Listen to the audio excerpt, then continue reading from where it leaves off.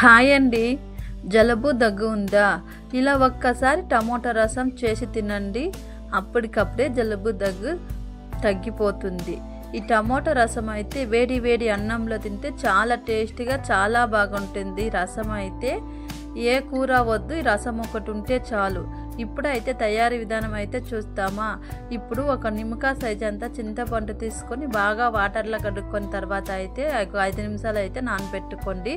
తర్వాత అయితే ఒక మిక్సీ జార్ తీసుకొని జీలకర్ర 1 స్పూన్, మిరియాలు 1 స్పూన్ తీసుకోండి. తర్వాత అయితే వెల్లుల్లి రెబ్బలు తీసుకోండి. తర్వాత అయితే టమోటా ఒక 3-4 అయితే తీసుకోండి. తర్వాత కట్ చేసిన కొత్తిమీరాకు వేసుకోండి. తర్వాత అయితే మెంతాలు అయితే ఒక కొంచెంగా వేసుకోండి. ఇప్పుడు వేసుకున్న తర్వాత మిక్సీకి పెట్టుకొని నైస్గా కాకుండా అలా కచ్చపచ్చలాగా వేసుకోండి. చూడండి, ఇలా అయితే ఉండాలి. ఇప్పుడు ముందుగా అయితే చింతపండు నానబెట్టుకున్నాం దాన్ని, అదైతే ఇలా బాగా కలుపుకోండి. ఇలా కలుపుకున్న తర్వాత స్టవ్ అంటించుకొని అయితే కడాయి పెట్టుకోండి.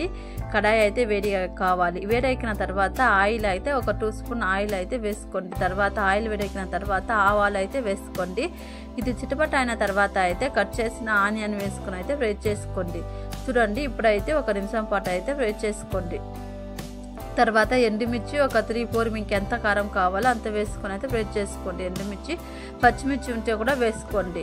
ఇప్పుడు ఎండుమిర్చి వేసుకున్న తర్వాత మనం ముందుగా అయితే మిక్సీకి వేసుకున్నాం దాన్ని, ఆ పేస్ట్ అయితే వేసుకొని ఇది పచ్చి స్మెల్ పోయేదాకా ఫ్రై చేసుకోండి. చూడండి, ఇప్పుడైతే ఒక 3 నిమిషాల పాటు అయితే ఫ్రై చేసుకోండి.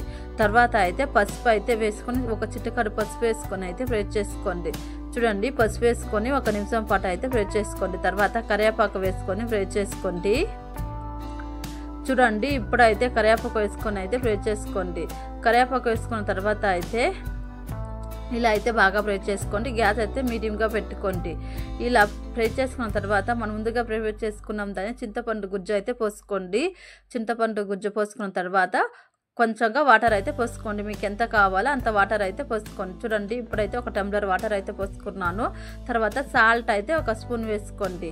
సాల్ట్ వేసుకున్న తర్వాత ఇంగువ ఉంటుందని 1/2 స్పూన్ ఇంగువ అయితే వేసుకోండి. ఇంగువ అయితే వేసుకున్న తర్వాత గ్యాస్ అయితే సిమ్లో పెట్టుకోండి, కలుపుకూడదు. ఒక ప్లేట్ అయితే క్లోజ్ చేసి పెట్టుకోండి. ఒక 5 నిమిషాలు అయితే ఇలానే పెట్టాలి, స్లిమ్లో పెట్టాలి. చూడండి, ఒక 5 నిమిషాలు అయిన తర్వాత కట్ చేసిన కొత్తిమీరకు వేసుకోండి. రుచికరమైన టమోటో రసం అయితే తయారైపోయింది. వేడి వేడి అన్నంలో తింటే చాలా టేస్టీగా చాలా బాగుంటుంది. మీరు ఒకసారి ట్రై చేసి చూడండి. రసం చాలా టేస్టీగా చాలా బాగుంటుంది. మీకు ఈ వీడియో నచ్చితే లైక్ చేసుకోండి, సబ్స్క్రైబ్ చేసుకోండి. బాయ్ ఫ్రెండ్స్, మరో వీడియోలో కలుస్తామా. Thank you for watching. Simple and tasty rasam అయితే చాలా టేస్టీగా చాలా బాగుంటుంది. Bye friends.